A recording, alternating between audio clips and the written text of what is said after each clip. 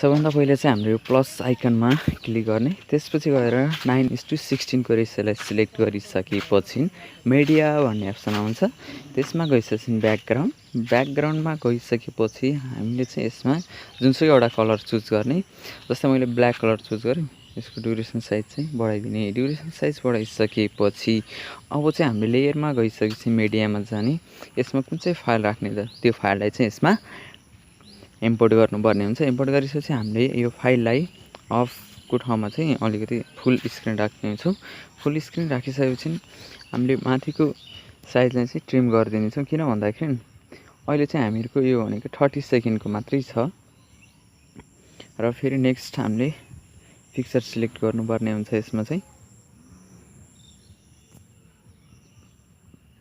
तपाईँले कुन चाहिँ पिक्चर राख्ने त्यो अनुसारले राख्न सक्नुहुन्छ। म यो टेम्प्लेटहरू चाहिँ मैले डिस्क्रिप्सनमा चाहिँ लिङ्क राखिदिनेछु, तपाईँले त्यहाँबाट डाउनलोड गर्न सकिहाल्नुहुन्छ।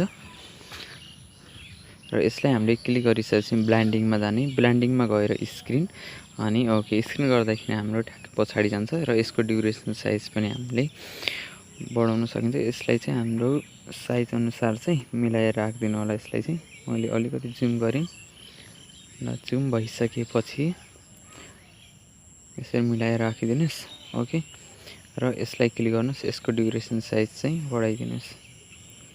यस फुल भएछ। फेरि लेयरमा गएर हामीले मिडियामा जाने। मिडियामा गइसकेपछि यसमा चाहिँ हाम्रो एउटा इमेज मेटेरियल भन्ने आउँछ। इमेज मेटेरियललाई सिलेक्ट गरौँ। जस्तै यो रेड कलरलाई चाहिँ अलिकति साइज ठुलो बनाइदिउँ। ब्ल्यान्डिङमा गएर यसलाई पनि हामीले के गर्ने त स्क्रिन गर्नुपर्ने हुन्छ हो।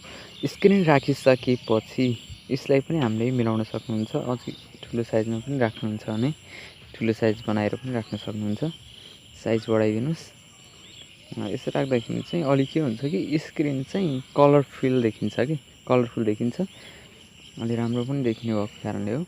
यसको ड्युरेसन साइज पनि बढाइदिनुहोस्। फेरि लेयरमा गएर मिडियामा जाने। मैले चाहिँ यसमा नेक्स्ट एउटा यस्तै लाइटिङ कलर भएको पिक्चरलाई सिलेक्ट गरेँ र यसलाई चाहिँ हाम्रो फेरि ब्ल्यान्डिङ अप्सनमा गएर स्क्रिन गरिरौँ। स्क्रिनलाई ओके गर्नुहोस् र यसलाई पनि अब हामीले कुन चाहिँ साइडमा राख्ने त्यो अनुसारले यसलाई मिलाएर राख्नुहोस्। जस्तै मैले यहाँनिर राखेँ प्ले बटनमा राखिसकेपछि यसलाई डुप्लिकेट गर्नुहोस्। 2वटा भन्छ। 2वटा बनिसकेपछि यसलाई चाहिँ थोरै मिलाउनु पर्ने हुन्छ। जस्तै यसलाई चाहिँ हामीले बेसिकमा मैले कलर चुज गरेँ। फिल्टर कलर चुज गरिसकेपछि यसलाई चाहिँ ओपासिटी बढाइदिँदा नि हुन्छ। सरी घटाउनु पर्यो। अथवा एकपटक यसलाई चाहिँ हामीले एनिमेसन राखिरौँ। फ्लिप अन प्लिङ्क सो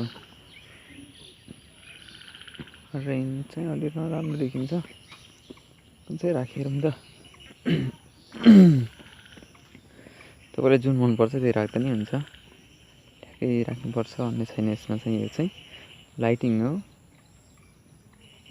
यो कलर पनि सही छ तर यो नराखौँ। यसलाई पल्स नै राखौँ न। सरी पल्स फ्लिकर पल्स नै राखौँ न।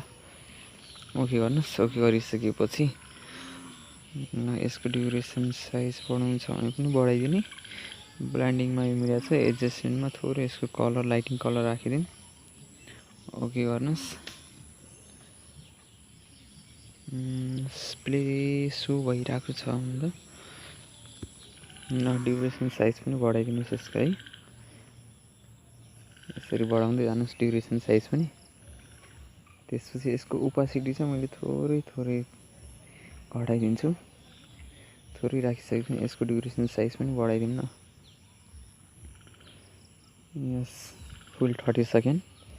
यति गरिसकेपछि हाम्रो नेक्स्ट यसलाई चाहिँ थोरै घटाइदिउँ अथवा 0 नै राखिदिनुहोस्। प्ले गरिहेरौँ त। ल हेर्नुहोस् लाइटिङ देखिरहेछ हो। यस यति भइसकेपछि फेरि लेयरमा गएर मिडियामा जान्छौँ र त्यसपछि गएर मैले चाहिँ यसमा नेक्स्ट एउटा इमेज राख्छु। छेउमा राख्नुपर्ने छ। कुन चाहिँ कलर लिने हो भन्दाखेरि रेड नै चुज गरौँ न। यसलाई पनि साइज ठुलो बनाएर राखिदिनुहोस्।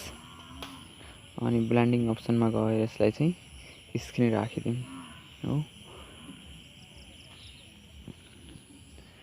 धेरै लाइटिङ आइरहेको छ भने यसलाई चाहिँ सिलेक्ट गर्ने। सिलेक्ट गरिसकेपछि मिलाइराख्नुहोस्। यसको ड्युरेसन साइज पनि बढाउन सकिन्छ। ड्युरेसन साइज बढाइसकेपछि अब चाहिँ हामीले यसमा क्लिक गरिहेरौँ। ब्रिङ टु सरी यो भएन, यसलाई नै सिलेक्ट गर्दा हुन्छ। लेयरमा गएर मिडियामा नेक्स्ट एउटा ट्रान्जेक्सन इफेक्टहरू लिएर आएर, सरी यसमा छैन, यो फाइलमा छ। यो फाइललाई चाहिँ यो चाहिँ स्क्रिन इफेक्टहरू हो। स्क्रिन इफेक्टहरू राख्न सक्नुहुन्छ। डिस्क्रिप्सनबाट डाउनलोड गर्नु होला यसलाई चाहिँ। यति गरिसकेपछि यसलाई पनि मिलाइराख्नुहोस्। ल हेर्नु न, इफेक्टहरू आइरहेको छ हो। यस, इफेक्टहरू आइरहेछ भने अब चाहिँ हामीले यसलाई डुप्लिकेट गर्नु भएन। सेन्ड टु ब्याक गरिहेरौँ, पछाडि जान्छ। यसलाई पनि सेन्ड टु ब्याक नै गरिदिउँ न। ल एकपटक सेन्ड टु ब्याक गरिहेरौँ। यति भइसकेपछि अब चाहिँ हामीले नेक्स्ट ट्राई गर्नेछौँ। र यति भइसकेपछि फेरि एकपटक प्ले गरेर हेर्नेछौँ हामीले। प्ले गरेर हेर्दाखेरि भइरहेको छ। फेरि लेयरमा जान्छौँ र मिडियामा गइसकेपछि अब चाहिँ हामीले यसमा next send to back, bring to front माथि गरेर हेरौँ। कलर एडजस्टमेन्ट डुप्लिकेट गरेर हेरिरहेको छौँ। किन भन्दाखेरि इमेज पनि दुईवटा राखेर इमेज राखिसकेपछि त्यसमा पनि लाइटिङ कलर जस्तै देखियोस् कि ट्रान्जेक्सन भएको जस्तो। यस, ब्लिङ फ्लिकर पल्स नै राख्नु ल। यति गरिसकेपछि ओके गर्नुहोस्। सरी यसमा क्लिक गरौँ। कलर, यो कलर भएन, यो कलर पनि ठिक छ नि त। यति राखिसकेपछि ओके गरिहेरौँ त।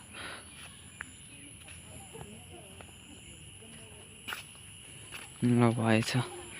यति भइसकेपछि प्ले गरिहेरौँ। ल हेर्नुहोस् आइरहेको छ हो। यति गरिसकेपछि तपाईँले चाहिँ एउटा स्ट्याटस भिडियो बनाउन सक्नुहुन्छ।